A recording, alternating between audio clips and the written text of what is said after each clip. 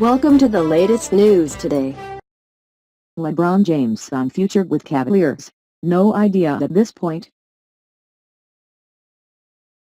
Cleveland, after being swept out of the NBA Finals by the Golden State Warriors with a 108-85 Game 4 loss, LeBron James said he has no idea at this point whether Friday was the last game he'll ever play with the Cleveland Cavaliers. "The one thing that I've always done is considered, obviously, my family," James said after putting up 23 points, 8 assists and 7 rebounds while playing through a right hand injury. "Understanding especially where my boys are at this point in their age. They were a lot younger the last time I made a decision like this 4 years ago. I've got a teenage boy, a preteen and a little girl that wasn't around as well. So sitting down and considering everything, my family is a huge part of whatever I'll decide to do in my career, and it will continue to be that. So I don't have an answer for you right now as far as that." Indeed, the first people James greeted when he walked off the court after Game 4 were his 13-year-old son, LeBron Jr., and 10-year-old son, Bryce, before making his way to the locker room where he sat still, slumped in his chair with a towel over his face, in the immediate aftermath of his 6th loss in 9 career trips to the NBA Finals. James has to inform the Cavs whether he intends to opt out of the final year of his contract with the team by 11:59 p.m. on June 29. Should he opt out and become an unrestricted free agent, Cleveland can outbid any other suitor by offering him a 5-year max contract worth approximately $205 million. Other organizations can pitch James starting on July 1, but the Cavs don't have to wait since he is already on their team. Sources close to James told ESPN that no conversations with Cleveland's brass about the 4-time MVP's future with the franchise had occurred as of Friday night. In terms of James' strategy, there are no plans right now for the 3-time champion other than spending time with his family, sources close to James told ESPN. He will inform his advisors when he is ready to talk about his potential options. James has changed teams during free agency twice in his career. First in 2010 when he left Cleveland to join the Miami Heat, leading to 4 finals trips and 2 rings, and the second time in 2014 when he returned to the Cavs, resulting in 4 more finals appearances and an additional ring. "Understanding especially where my boys are at this point in their age. They were a lot younger the last time I made a decision like this 4 years ago. I've got a teenage boy, a preteen and a little girl that wasn't around as well. So sitting down and considering everything, my family is a huge part of whatever I'll decide to do in my career, and it will continue to be that. So I don't have an answer for you right now as far as that. I came back because I felt like I had some unfinished business," James said of his 2014 decision, which he characterized as the easier of the 2 major changes he made. "To be able to be a part of a championship team 2 years ago with the team that we had and in the fashion that we had is something I will always remember. Honestly, I think we'll all remember that. It ended a drought for Cleveland of 50-plus years, so I think we'll all remember that in sports history. There is no working list of teams that James is considering at this point," sources close to James told ESPN.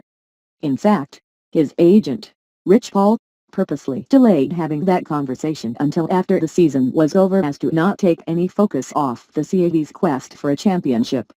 Though James mentioned his family as an important factor in what he will ultimately decide, he reiterated the weight that the chance of winning additional championships would have.